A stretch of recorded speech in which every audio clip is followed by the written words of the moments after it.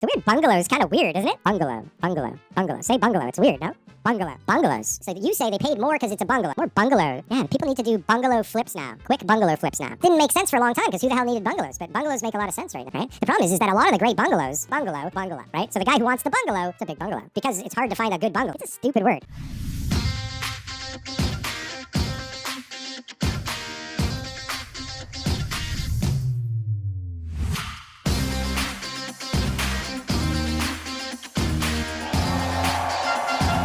Holy cow, it's a hell of a lot different doing this thing when there's shit going on, eh? It's a little different during the pandemic when we had fuck all to do, or things were just easier, no? Took less effort for everything to get done. Or there was like no schedule, or just kind of like, you know, I don't really got anything else going on that day. I don't know. Now it's a challenge. I know. I mean, I was telling you about that situation this morning. You know, it's like, you know, clients right now are stressed. There's a lot of people who are under pressure, right? The market is stressed overall. Like, right, the economy just like puts pressure on people from every area, and then they clash. You know, it's just like bang, bang. Two people meet in the middle. This guy's got his pressure. His wife's telling him that, you know, they got to go on that vacation, and he's like, how am I going to afford that vacation? And then this person's like, my kids want to go to ballet class, and they're like, man, that place is expensive. And then this guy, you know, his mortgage payment went up. I just got a message just right before the meeting that the mortgage is renewing at over 7%, and that, you know, they can't afford, you know, the payments, and they don't know what to do and everything else on two units. Is this not like, are they blindsided by this? Whatever. It's just bottom line it's all coming out right everyone's now. Just right in the middle. Just it's like a royal rumble out there. Saying, I want to protect my own interests. Sure. It's don't dog you eat dare dog, protect right? Yours. It's crazy. Like, I really feel it. I mean, the epitome of it, obviously, if you've been kind of paying attention to the news this week, is, you know, murder, right? Mortgage fraud, murder. Oh my God. I wonder what the motivation was. I wonder what well, I mean, it's been made quite clear what the motivation was, right? This guy's been a fraudster for a long time. He's been charged. He's got conspiracy to commit murder charges from the past that he didn't No get. way. Yeah. Are we talking about the same old dude? articles. Yeah, I read the old articles from 2018. No way. And he had like some sort of like issues with a couple women. There's some charges there. Maybe he was uttering death threats or something like that. Really? Like, the guy has got a history. And they're just letting him be a mortgage broker. Well, he lost his license. He's not being a mortgage broker. He's acting as one, but he's in the like office working with some other dude. He's just kind of license. Right. Yeah, so he's siphoning it through this other. Well, I mean, he was siphoning it through the other dude, because the other guy's gone too. Like, this guy who lent them the money, who apparently mortgaged his private residence, like his home, to put money into this scheme, and lost $1.2 million, his whole life savings. And now he can't afford the renewal on his mortgage, which is way higher because he borrowed the money to put into this guy's scheme. So what did he do? What any rational human being would do in this situation, right? Kill everybody. Kill the guys who fucked you. Everybody. Anybody. And I'm not condoning it, but I can see horrible. Why this would come into We've identified the motivation. Yeah. There's definitely motivation. Listen, I can promise you, and I'll say this wholeheartedly, that I would have had those exact same thoughts if I were in his situation. But there is obviously a difference between thoughts and actions, right? The actions would have not been the same, but those thoughts would have crossed my mind. And I may have even, like, you know, camped out outside the guy's place to figure out, you know, how I would even be able to do it. But the bottom line is, he crossed the line. And, you know, these are all allegations, Darryl. I don't know that they are allegations. I think that these are facts. They're just not proven in a court of law yet. His own life afterwards. So I guess there probably won't be a court case. Yeah, I wonder if he did, like, what? That's the crazy part, is like, hey guys, time for you to like, comment, and subscribe. Don't forget to hit the bell and drop a comment below. And I promise I'll get back to you, and I'll have all sorts of great responses to your comments. Maybe. Just hit a button, please. Ideally not the one that looks like this. If you want to book an appointment with me, the link is below. Set up a 15-minute call. We can talk real estate, free t-shirts, what you like or don't like about your current situation, whatever. My hair. You can discuss my hair. Our t-shirts. Talk anything. can you imagine? Like you go in there guns a-blazing and then you kill yourself after that too? Like what the fuck is wrong with people? This is crazy, Bill. That's got to be a lot of pressure. Yeah, one of the girls who was involved in that case earlier on, she was a 32-year-old lawyer. She like took off on her family. So she was one of the lawyers who was all caught up in that. And so took off on her family. What does that mean? She had like a husband and kids and everything like that. And she just wrote him a letter and was just like, guys, I can't handle anymore. I'm going to Europe. And what, because she lost money with this guy? No, she was part of the lawyers who were the ones who were scamming, part of the fraud. Maybe she had some part to play, right? Right. And so I feel like I remember that. That pressure that people have, like a 32-year-old lawyer. Like, I mean, you've been doing law for like what, 4 years, maybe, you know? So it's like you're in debt up to your eyeballs though. So like an offer that's kind of enticing might be kind of enticing, right? Like, hey, buddy, like if you make a little more if you just do this.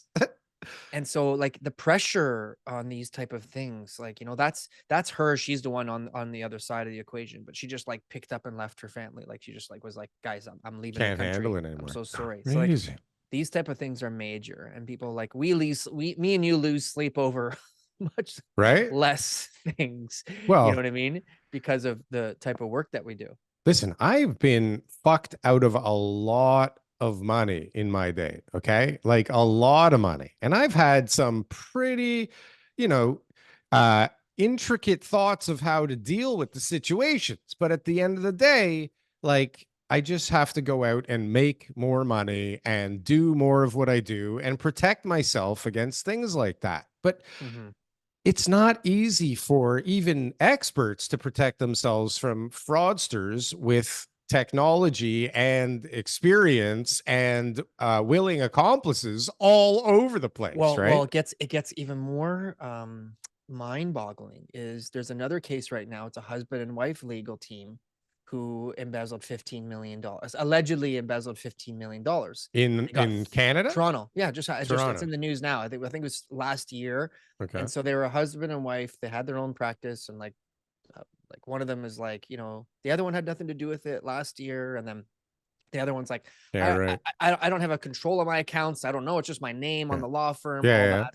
Okay. But it's for $15 million. They had $30,000 a month in mortgage payments. Yeah. They live somewhere in like a central Midtown neighborhood, so like I imagine it's like Forest Hill or something like that. You know, where they look good. They look good. Neighborhood. Yeah. They got a really extravagant lifestyle, and so the question now becomes: is lawyers' trust account? Like the whole system is built on these lawyers taking undertaking and saying, "I will take your money," which I got a lawyer. I'll hold your money. I'll tell a lawyer story after this, but I'll take your money and I'll give you title and I'll say that I did all the things that I'm supposed to do, and you guys are all just going to trust me. That's right, because I'm a lawyer. Mortgages, and that I'm going to hold that money in the trust account and all those type of things.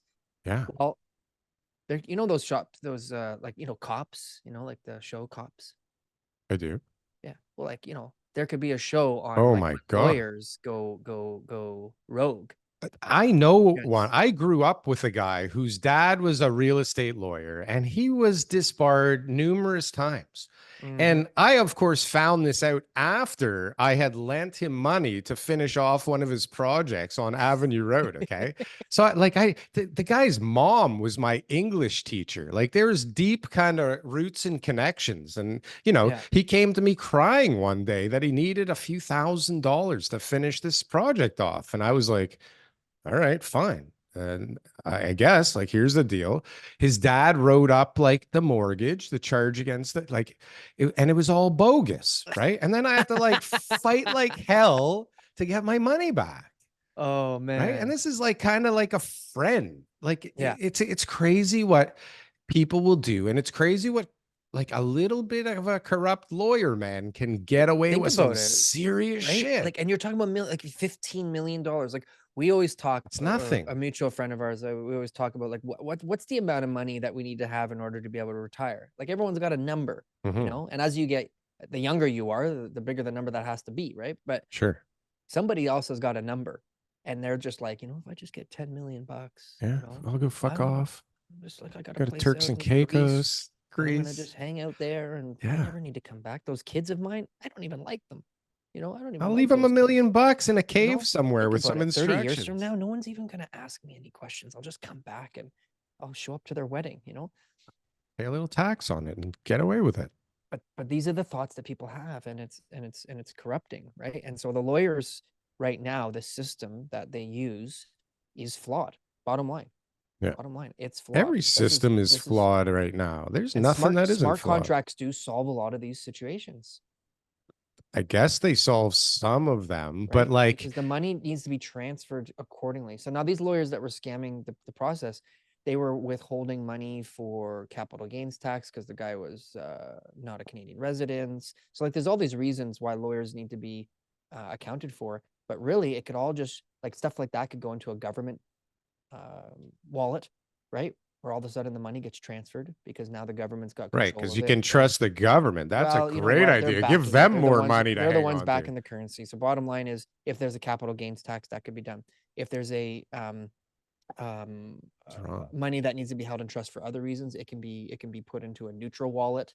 You know, that based on the contract, once it actually gets completed, the money gets transferred into the right person's account. Like there's a lot of other ways. Yeah, like theoretically real estate it trust works. accounts are the same. There's just That so broker many wants little... to take off with the money. Do you know how many times that's happened? Oh my God, it happened. This guy did it years ago, got away with it. Like this is not abnormal. It's just it comes out in the down market. These things go on for a long time. If the market's up and nobody gives a shit and new people are coming in, like doesn't matter. Yep. But okay, so I mean, it doesn't help the fact, one, that the guy was convicted before and got off scot-free. And it again, I know I come off racist all the time, but I'm really trying to not be racist. I'm just being realistic. Like the guy's not from around here, okay?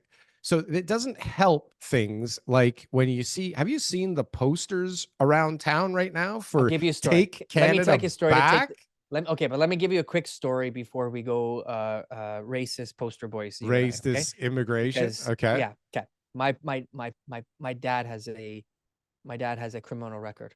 Okay. Okay. I'm putting that out there. Bringing you into the world. Is that the charge? And he was 19 years old. And what happened was when 1970, when that happened, I don't know if he's still got a criminal record or not, but anyways, he got in trouble with the police at this point. Yeah. And I don't even know if there was a record, but he's got some sort of history. The police came to his house one day. Yeah. All right. So my devastating. uncles, okay, he's the youngest of 8 brothers. They used to have in Ireland off-track wagering. So back in Ireland, you would place bets at like a bar and you wouldn't kick money back to the track. You know those Champions bars that you see around town? I don't know if those still exist anymore. You can bet on horse races, but part of that money has to go to the track, I guess. Like I don't never done it before, but that's how it's been explained to me. Well, you can also just run illegal bookshops where you're not kicking any money to the track, and then you can just take all the money for yourself, and people will still come there and bet on the horses.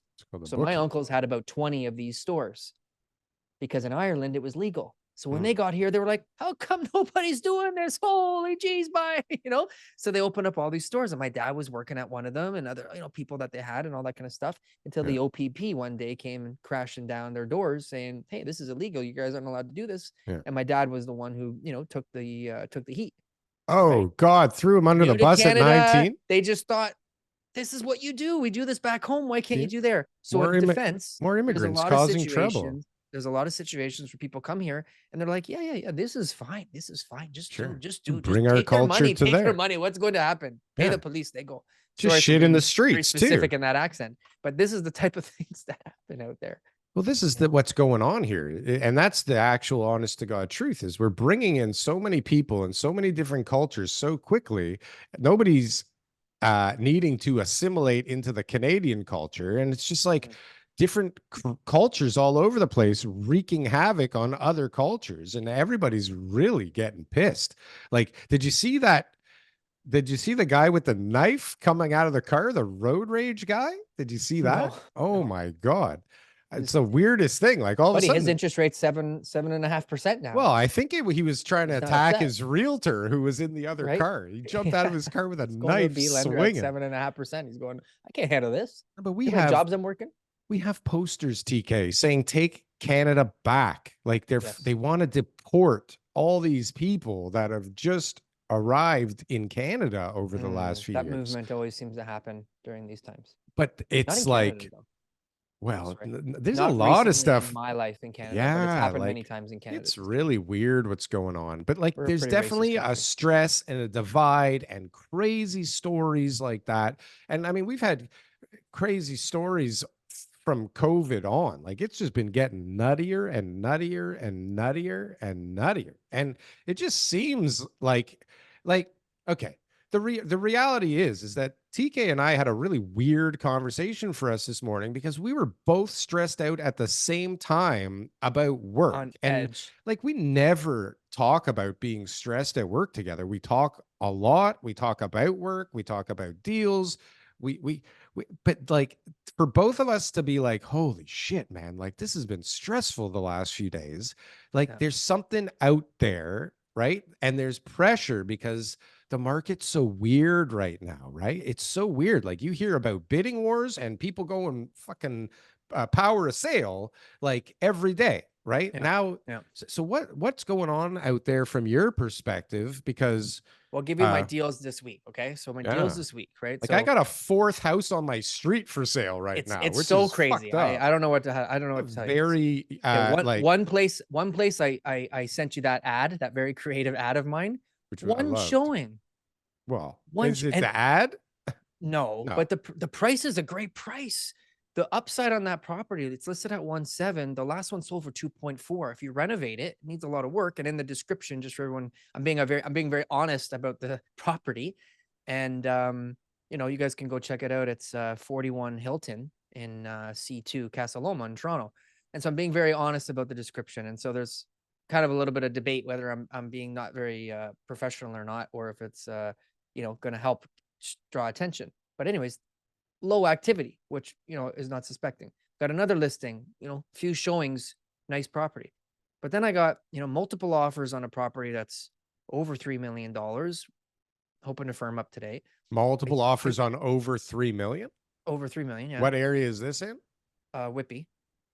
$3 million in Whippy? What the fuck is a beautiful house. I'll bet it is. Then we got another one the one that I've been talking about in Whippy, which is the one I was having some issues with this morning. That one there ends up selling for its asking price after getting multiple people coming in to try to bid on it. And I couldn't get my seller her price. And finally I got her price. And so now I'm dealing with inspection issues, but like, that's crazy. One of my buyers won a multiple offer, which it's hard to say win. Won a multiple offer. It was 5 offers.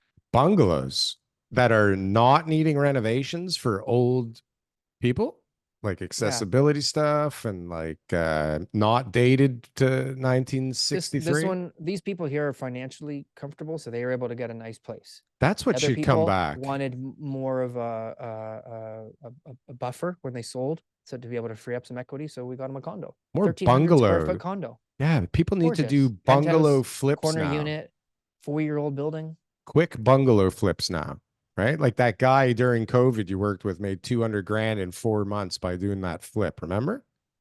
I think so. Yeah. Yeah. You don't remember? How? I don't remember anything you say, and you don't remember anything I say. Are we listening to each other on this show? Are we just making points here? Okay, so hold on a second. I know that that's true, though, what you said.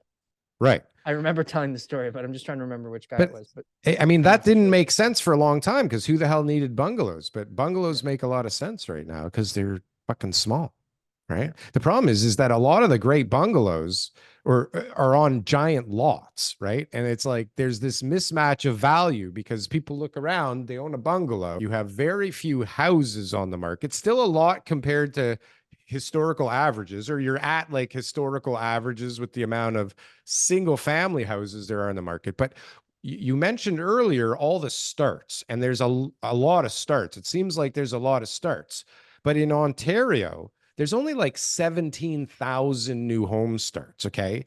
And I'm pretty sure that out of the 1.2 million people that came into the country in the last 2 years, that there was a significant portion of that came to Ontario that I just can't see between the inventory available currently and another 17,000 units. Even if, let's say, there's a few units on the market right now that are not listed or that are like new inventory, not listed, like new home builder inventory. Like, how does that satiate the demand that must be out there to live not under a bridge? Right? Like, are there not, I know you keep saying like people have a million roommates and you got to re-split up the houses, but that doesn't happen quickly. And it doesn't happen in all of those houses where that's the situation. It happens in like a fraction of a percentage of that. But as the rental market starts to slip, and so what I've noticed recently is that people are, so we rented out a triplex with a laneway suite in the back, so 4-unit building, newly renovated. And they said to us, well, we don't want a bunch of students, and we don't want a bunch of people, and we don't want this, and we don't want that. But looking around, the way that they've So we built don't want to make any money is what they're saying, right? They said they also want to make money. And so, Oh. but the way that they built it was like a lot of small bedrooms. Like it is sort of meant for a students. Rooming house, yeah. And so in the end, who ended up renting all these units for the prices that they wanted, or Tim Hortons employees, new Canadians, right? So bottom line is this: as a landlord, you're gonna always be thinking about money. I don't care what you say or anything else. You're gonna be thinking about money. You shouldn't be. You should be thinking about peace of mind and someone's going to take care of the unit and not have any problems and all that kind of stuff. But money will pay always enough be a money. factor. Yeah. And pay enough money. Exactly. So as the market starts to dry up, as the rental market starts to change, more and more landlords will start accepting people who will say, it's a 1 + 10. Can I fit 2 people? Okay, fine. It's a 2-bedroom. Do you mind if 3 of us live in there and 2 of us are going to live in one room? Okay, fine. It's a 3-bedroom. Do you mind if 5 of us live there? 2 in one bedroom, 2 in the next, and then 1 in another. Okay, fine, right? So they start to get more flexible because the price is there for them to justify it. Yeah, you're going to see 3 bedrooms. Ask anybody with a rental unit right now. That is what the kind of applications they're getting. We're looking for 3 couples for this lovely 3-bedroom, 750 square foot 3-bedroom condo in downtown Toronto. Yeah, it's crazy. It's crazy. Only females. Only females that are kosher and eat bacon. The 500 square foot condos, like they're enough for one person, really. But chop those things up into 4. They'll stick 2 people in there, 3 people in there, whatever it is, right? Just throw a bunch of couches into the room there. You can have 7 people. Yeah, those aren't even the smallest ones. I saw a video of 275 feet. Yeah, that's not even the kitchen. How is this even possible? How big is a washroom? I guess a washroom is what you could do 5 by. Yeah, I guess the washroom is not that big, but fuck, that's crazy. I'm pretty sure that my wife's closet is bigger than that. You do a Murphy bed, and you get a fold out table. The table comes down from the wall, right? Yeah. And then you have got to a little stand couch to on watch wheels. TV, right? No, you have to stand to watch the TV. And you start moving the couch around. You have to fold up the Murphy bed and stand in crosses the front road. of it to watch the TV. Yeah. My brother used to live in an apartment where you literally had to move the couch to open the oven. Yeah. Like that's just how tight everything was. It's crazy. Right? Can you imagine? Hold on, I'm making dinner. Move the couch. Everybody move the couch. Yeah. This is crazy. So okay, but hold on. I forgot to tell the lawyer story though. Just but hold on. Forget. I'm in the middle of a point though. Oh, let's go. Finish. Sorry.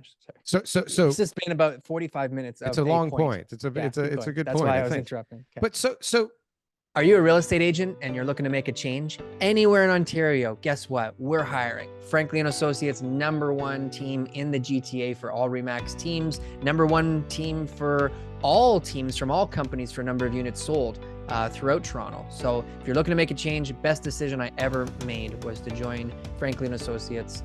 Go to jointeamleo.com and we can set up a call. With all with this lack of actual houses, okay, single family for sure, right? Because the majority of those starts, like 90% of them are condos still. How will the value of houses, single family houses in stock go down? Like, how is that going to happen? Like you're saying, $3 million houses are getting multiple offers. I'm seeing shitty houses in the beaches are getting multiple offers. Like people, we talked about this on our very first 3 episodes. Okay. Like 4 years ago. People love real estate in Canada. Hmm. Okay. The only way that it changes as far as Bungalow. market direction is by you taking away their ability to be able to get financing, right? Which we've seen. You very have few said times. that a million times, actually. I'd That's say what you're it is. famous for saying that. That's what me. it is. And so by increasing rates from a quarter point, 1900% up to 5% overnight rate, from the stress test by taking away 20% of their buying power, right, when that was introduced at the end of 2017, by 2008, removing options on removing options on financing, and the banks tightening up their lending guidelines in order to determine who they're going to be willing to lend money to or not. That's how you take away those people who are gung-ho. But there is another way, right? And that is evident by our last guest's interview. If you guys haven't checked that out, I don't know how you do that like right now, but like you could see. Don't do it now. Wait till after you finish. Yeah, you can see it afterwards. But people need to lose their love affair with real estate, and they need to believe that real estate is not such a great investment. What is Better it? Dwelling, What do you the replace wonderful it people with? at Better Dwelling put out an article, that said that over the last 20 years, the TSX has had a better return than real estate. Now, they're not taking into effect any leverage, so that's not true. It's just how a Better Dwelling is great at spinning the truth.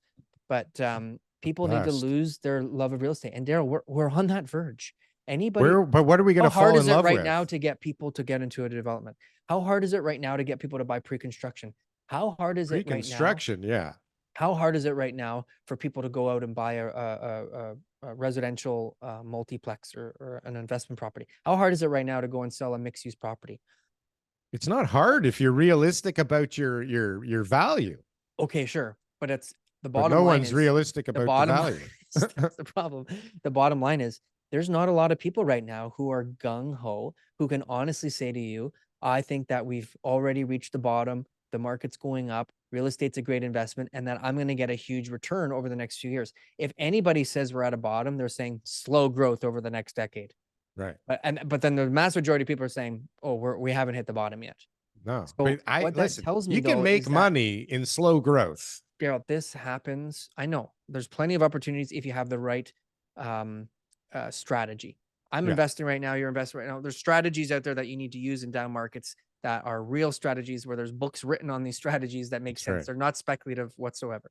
But the bottom line is people are losing their love for real estate. They're losing their confidence in real estate. And that's going to hopefully, I hope that this is going to last a long time, because I think that people are too stupid enough and their memories are too short, and they're going to be rushing into those pre-con sales centers over the next 24 months all over again. They'll forget, and they'll say, now's the time to pay. When you're paying 50% premiums on resale at a pre-con, like, it makes no sense. No, but I think things, maybe price realistically does need to change. But a lot of things within the industry, if they did change, can really affect that pricing, right? It can really affect that pricing if you take out all these redundant layers, okay? And I'm not talking about the government. I'm not talking about the government, okay? I mean, that's one layer that we can all point the finger at a million times. But as an industry, we were all part of pushing the thing as far as it could go. We had to make it work. There was nobody out there. There's very few people out there that weren't, listen, every realtor's job is to get the best price for their client. Every owner's job is to make the most money on whatever the hell their assets are, right? And everybody along the way is trying to get a piece of that pie and making a reason why they are absolutely necessary to get top dollar, right? And then as everybody kept taking a piece of pie, but what happened is the pie didn't stay the same size. We all took a piece of pie and kept growing the pie, right? Including the government, including realtors, including developers, including builders, including laborers, like literally across the board. Everybody squeezed the lemon, right? So if a bunch of that stuff, forget about the government. Where is it going to come from? Nowhere.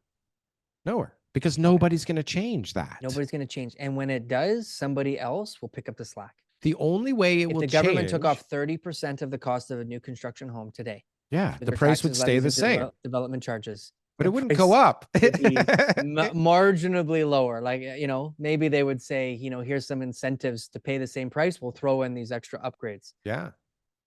Listen, the thing that will work the best, which everybody for some reason pretends like we actually live in a capitalist society where, you know, there isn't this invisible hand that pulls the strings all the time. If the market was actually left to its own devices, TK, if we all had to do things that actually, you know, were good, that actually made sense, that people actually wanted, that we didn't have to pump a marketing scheme and, you know, you do all this shit to get people interested in buying it, like, wouldn't that be a different environment, right? Like, I don't know. Capitalism, though. Why would anyone do it? But it's not capitalism what we're in. What I'm describing is capitalism. What we're in right now is like a weird hybrid of socialism, communism, capitalism, and did I say fascism? We need capitalism in order for any of this to happen. Real capitalism, TK. We need the real thing where the government doesn't, there's no central bank that goes, doo, doo, doo, doo, doo. I think now we're going to do it. This is the right time. We decided. Blah, blah, blah, blah. Respect the lag. Respect the lag. Like, all this shit is bullshit. It should just be like, that product sucks. We're not buying it. Right. But instead, you it's lose like, money. Right. You lose You money. go You don't do bankrupt. it again. You built crap. Right? You built a piece of shit you made nobody a bad wanted. decision. You lose your home. Right. See you later. Right. Or, oh, you stole $17 million fraudulently from people. Yeah. Ping, you're gone. We decapitate Bye, you. you're done. See you later. Sorry. Like, that's what happens to you, so that it does. But this is not craziness, what I'm saying. I don't think. Like, if you do something stupid like People that, can't handle that. People can't fucking handle this They say, idea. no, but Even I was you coerced. think we're in capitalism, for God's sakes. I was coerced. The agents told me, I had this one client recently where they said that it's everybody's fault. They never got their finance, pre-approval, buying from the builder. The builder just said, hey, go talk to my guy. And the person said, yeah, don't worry, you're good. And provided a letter that said, you're good, but this is not a real approval, and yada, yada, yada. And this person never could have afforded disappearing ink at that point in time. They could have ever qualified for the mortgage because it's a $2 million property. Yeah. And so the person's upset with me because they said, like, they're yelling at me. I had nothing to do with it. Like, I'm meeting the person for the first time, and they're like, you guys in the industry, and how come nobody verified? It's garbage. Da, da, da, da, da. And so my initial reaction, just because, you know, this is how it is, was, you know, well, it's her fault for signing up for the deal. Yeah. Right. Like, how come accountability? She didn't like look at the mortgage. Like, most people know, if you're going to buy a house, you need to be able to get a mortgage. So, like, don't you think you could have gone to the bank to say, hey, are you guys going to give me a mortgage, or am I just dreaming here? Yeah. Right. And it's her life savings, and I feel bad. And that's obviously a major, like, life event that changes you, you know, forever. Maybe get a lawyer. But he is right, though. Like, there needs to be some protections for the, you know, the slower to act consumers, you know, the ones who are just getting into the market for the first time, where the last 10 years of their life, they've just been saving money. They don't really know anything. All of a sudden, someone said, hey, you should go buy a house. And they said, oh, just buy a house. So they walk into the sales center, and then they said, I'd like to buy a house. Oh, that one? And that's a good price? Oh, and what do you need from me? Oh, that's it? All right. Yeah. Like, there's people out there. The lovely gentleman at the sales trailer told me he said he gave me a deal. Yeah. I got a free fireplace mantle. That's right. Right? That's right. right. So those type of situations only $100,000 of development charges after close. We've got the 10-day cooling down period for new construction agreements, but if you don't do anything during that 10 days, and you your lawyer is really busy, and you don't go to the bank, and you don't look into anything, nothing changes. You might as well have bought it that day. Never mind. I thought I bought a house, though. Right? I thought I bought a house from you. So how can we have, as an industry, and this is something that, you know, on Monday, hopefully, that they're going to talk about, is to put in a protection for those naive buyers, to protect them and say, hey guys, if the market doesn't go up to this imaginary number that we've come up with, how are you going to finance it at that point? So yes, your investment is 20%. First of all, remember, there's people who bought multiple units. The person I talked to this morning, she talked about 2 units that she's got that the interest rate's over 7% now, which means when they bought, it was they had 20% down on 1 unit, and I was like, well, you know, we actually have 20% down on 2 units. Why don't we buy 2 of them? Meanwhile, they should have had maybe higher down payment requirements, or somebody's saying you can't afford advice either of saying, these. no, Stop. you can't buy both. You need to save that 20% down in one. case you got a shortfall. Like, I don't have all the answers. I don't even sell pre-construction condos, but it's like common sense to be able to come up with some sort of protection for people in order to be able to make sure that the problems we have today don't happen. But somehow Right? the industry figured out a way to push the liability and the risk onto the end user, while the end user finances a bunch of it, because you take those deposits and you get a bond against them and you use them as equity now in the deal. Like, it's a crazy system, right? So they're giving you a 0% loan. You're using it as equity. The risk gets transferred to them if they can't close, if the market goes to shit. And then you can sue the shit out of them for the loss when you sell the unit and take it back from them. Like, how did that happen? Mark Morris, that's exactly what's going to happen. And we're just at the tipping point right now, which is 20% decrease. So right now we're just at that point where the builder doesn't have to sue. They can just take the deposit. Right. And that the banks and the owner is more than happy with that. By doing 80% loan to purchase price, it's actually 100% loan to value. And so we're just at that point right now where everything can like basically like barely hang on. So as soon as the market drops another 10%, or those purchase agreements from 2021 and 2022 come to close in 2025, 26, 27, right? That's where the real issues lie, because we need the resale market to catch up to the delta between today's closing contracts and what they were being sold at, because the numbers we're hearing are mind-boggling, over $2,000 a square foot. Right. Well, so but what's going to spread open is the gap between single family houses and condos again, right? Because there's no supply of single family houses. Like, it doesn't matter. In a few months, if they drop rates again, like you see, people are already starting to eat up the good ones. It's the shitty ones, I guess, in the worse areas that are not getting bought, right? I mean, that has to be it. It's either overpriced or a shitty area or fucked up. Those are the only 3 options ever, right? True. But I think that, yeah, anyways, my argument about the whole baby boomers things, no one seems to like that one. But yeah, I think you're right. As far as right now, the trajectory of the market is the spread between detached and freehold versus condos. But that picks up the condo market, right? That picks up the condo market after. In theory. Yeah, in theory. Trailing. Eventually people say, hey, well, it's such a great deal to buy a condo, or I can't afford a freehold.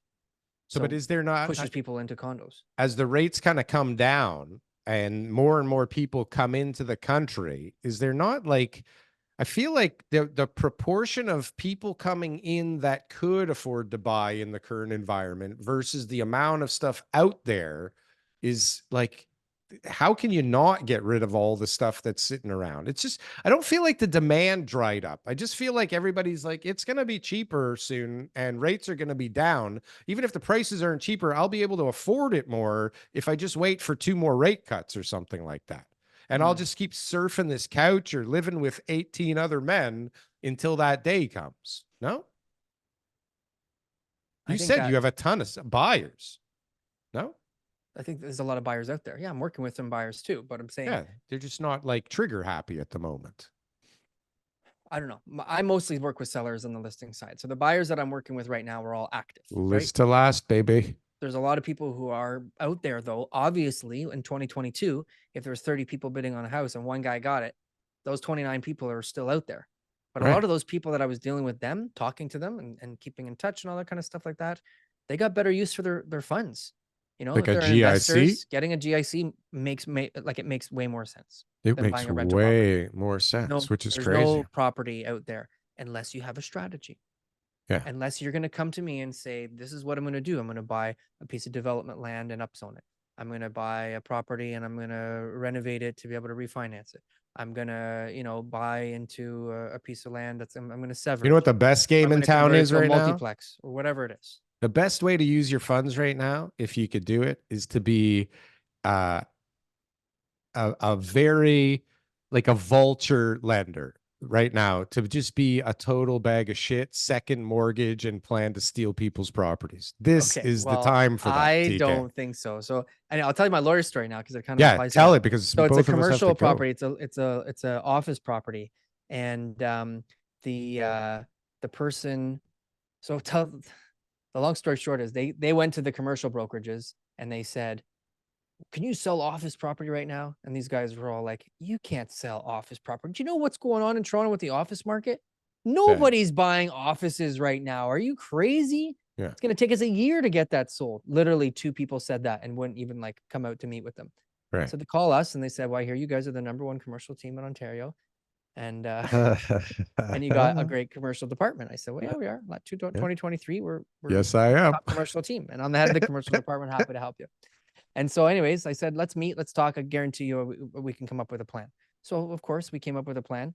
We got it sold in 2 weeks, got our asking price. They were happy. They said, wow, I couldn't believe it was so smooth. Supposed to close yesterday, didn't close. The lender, the buyer who bought it, force majeure, no? The buyer who bought it's a doctor, and it's a medical unit, and they're turning it into a medical unit. And their lender had some sort of medical emergency, and you know, I don't know if that means like they're about to die or if they're about to, you know, maybe they just had a toenail infection. I don't know. But bottom line is, I heard after I talked to you that the money's getting transferred today and that everything should be fine according to the lender's son. But that would be an opportunistic type of lender, you know, coming into a private loan situation. I got a doctor. Oh, yeah. I trust them, all that kind of stuff. But anything can happen in those private lending deals. I wouldn't advise people to be involved with private lending. Look at the case the guy just got, you know, smoked, popped in his head there. In his head. He had a bunch of people who said private lending is the right way to go. You know? Yeah. And then it depends too. You got a lot of if you're a corporation, you're an active corporation and you're doing private lending, it's considered passive income. You get taxed 50%. Like my private lending is not very lucrative. No.